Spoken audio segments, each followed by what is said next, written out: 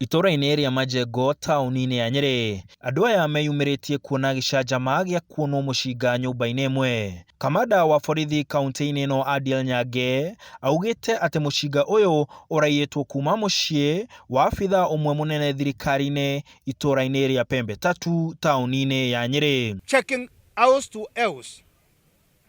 house within Pembe Tatu, and the police officers found one of the houses opened, and upon entering they noticed this is one of the house of one of senior government officer, and inside was a lady who was tied both hands and legs. Nyange ongereire atĩ ekwĩrwo erĩ nĩ manyitĩtwo na ũmwe akĩũra thutha wa mĩhang'o ya borithi ya gwethana nao, na akauga mũcinga ũcio nĩ ũngĩrahũthĩkire gũtabania wĩkinaĩ kaunti-inĩ ya Nyeri. You've later seen that shotgun, but we have it. It could have been used to terrorize people in this Nyeri.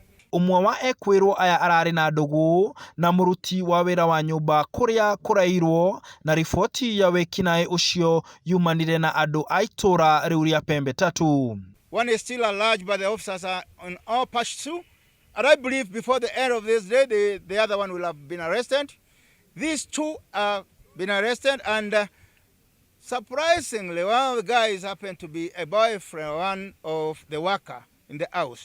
Unyitanĩri na mũingĩ nĩguo ũhotithirie borithi kuona mũcinga ũcio na kũnyita ekwĩrwo acio.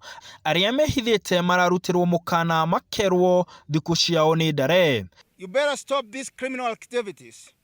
But if you won't stop, then the results are those. Handũ-inĩ ha Inooro TV ndĩ kaunti ya Nyeri, njĩtagwo Martin Mũnene.